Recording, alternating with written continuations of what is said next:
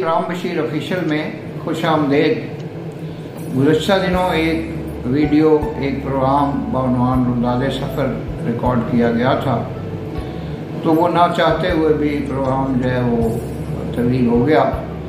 उसमें बहुत से फ़लसफियाना मबाहिस थे और एक जगह पे गुर्बत और इमारत का जो मुकाबला है उसका तज़किरा हो रहा था और मैंने उसमें कुछ ऐसे रिमार्क्स दिए और ऐसी कोई बातें की, तो जो मेरे बाद जो मोहब्बत करने वाले दोस्त थे उन्होंने कहा कि नहीं, आपको ये फलां बात नहीं करनी चाहिए थी और फलां बात भी नहीं कहनी चाहिए थी और फलां इंकशाफ भी नहीं करना चाहिए था।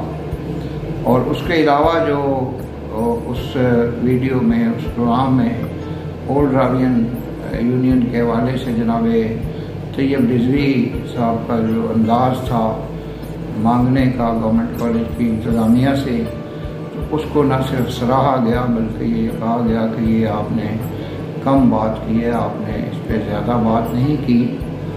और जहाँ तक गुर्बत का और इमारत का तज़किरा था, तो मुझे याद है एक ज़माने में जनाब S A Aamir government MAO college के प्रिंसिपल थे, तो उनका एक ये पेट फिक्रा होता था कि जी हम तो गरीब लोग हैं, हालांकि अल्लाह ताला ने उनको न सिर्फ इल्म की दौलत से नवाजा था बल्कि उनकी शख्सियत भी बहुत जाज़िब नज़र थी, बहुत खुश लिबास थे, खुश गुफ्तार थे।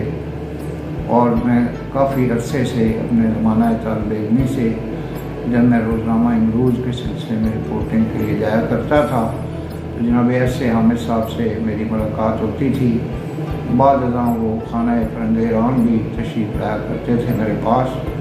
तो इस पे मैं ज़्यादा लंबी बात नहीं करूँगा। जो गुर्बत और इमारत का फ़लसफ़ा है, ये हमारा जो मज़हब इस्लाम है, इसमें जो थर्ड कैलिफ थे खुलफ़ाए राशिदीन में, तीसरे खलीफा राशिद हज़रत उस्मान गनी को अल्लाह ताला ने बहुत अता किया था, जो उन्होंने मुसलमानों के खिलाफ महबूद पे खर्च किया। इस तरह सलमान फ़ारसी थे जिनका खजूरों का बाग था। बेशुमार जो सहाबाए कराम हैं वो वेल ऑफ थे, अल्लाह ताला ने बहुत कुछ दिया हुआ था। तो ये जो आसूदगी है और खुशहाली है, ये अल्लाह ताला की ख़ास नेमत है। और सादी ने कहा है कि एज़र तो खुदा नीस्ती वली काजी और हजाती व सत्तारुल-अयूबी, ए पैसे तो खुदा तो नहीं है लेकिन काजी और हजात भी है, और ये है कि ऐबों को छुपाने वाला भी है, सत्तारुल-अयूब भी है।